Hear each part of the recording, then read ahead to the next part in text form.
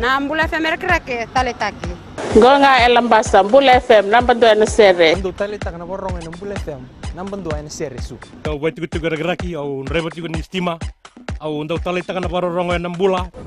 Tolo bina Fiji Mbula FM namba ndo esinga toka. Mbula bina era roga Mbula FM namba ndo tikola.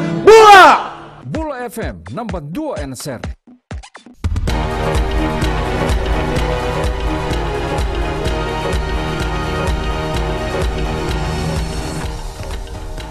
Nisambula sekangona wakleleka ni nonde itukutuku. Esama itu bakasuka mena noni tutu ini songo bakatutu taki na Fiji First BJ Prasad. Kami yado ti kongo ni oti banaka tolna singa ena kana mai bakandi taki na noni tutu ena lamu ni songo.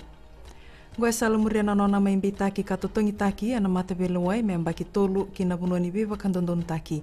Berna bakadale bakalawa ena buku ni dala ni butako na tinika diwa walusanga bulkarua. Aka Prasad ni asianga ni bakarita katumanda tiko na bikango kini songo me bakani bi kaila baki bo endure ni songo e toka na ndona kini watangi dingende mai buana kini liuliu urenge mbain marama ya ekana buni bola ni songo bakatutu taki Ayaz Zayad Kayum ni mai vingoma tiko ni songo na bikai bakarita ko Prasad kartusana gai vangarati ko endona kini susumi.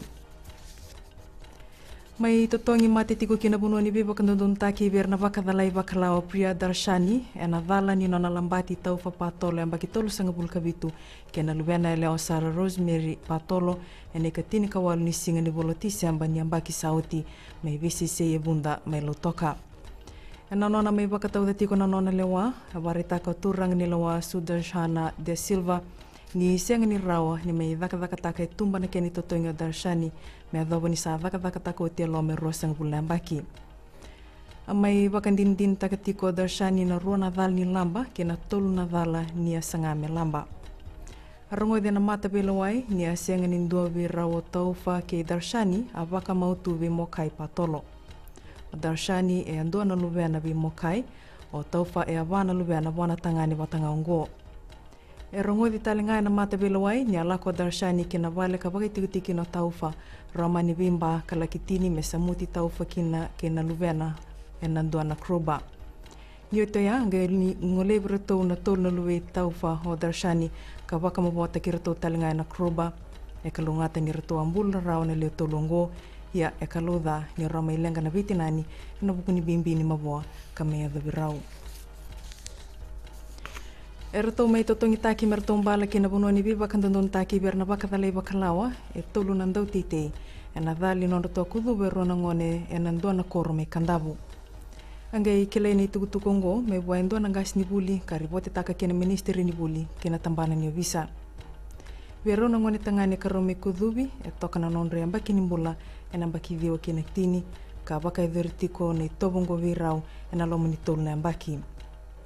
Arongo de na mata belawai ni rato abaka itabu atama verbo minuse rarasea ki epene rilata ena nonro wa kudubi na ngone tangani ungo na beba nua tubak ngalalai so. Wakarita ko turang ni lawa Paul Medigan ki na mata belawai ni sianga nalo ni loloma ki na binanumi vi rato ni lalango na buku ni bikarto mi baka dhora. Mai tau kina ni totongi ni ambaki bula walu bi atama verbo o minuse rarasea e totongi take me ambaki tini ka tolu vulawalu o kina be epene rilata me ambaki tini ka rua vulawalu kina bunuani be wakandondon taki berna baka dalai bakalawa. Kina gito mai mbiu tapata toka na vale ni volvoli raka viu nene na nonda banua endoni vata ni non raviso mi se taurimboni sina dorbo leo ni timi ni viti na raka vile ya vitu.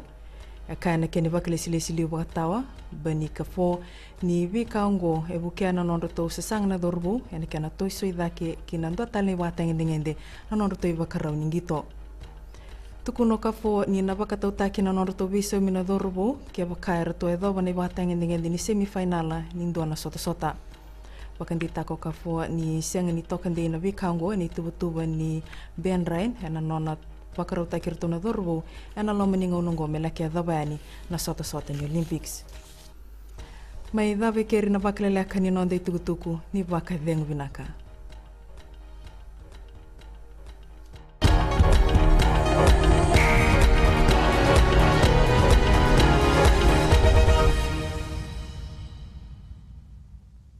Pulang 2 Saiba Tolu FM, Naban 2 Raki-Raki. Bula FM Naban 2 Inosor. Go etabo ke boto ko sa Bula FM nga. Bula FM Naban 2 Korbo. Bula FM Naban 2 Sawa. Bula FM Naban 2 Lotoka. Bula. Naban 2 Bula FM memba. Bula FM Naban 2 NSR in Singapore. Kalau talita kada warong ng Bula FM Lotoka. Ali akar warong Bula FM Naban 2 NSR. Bula FM Naban 2 NSR.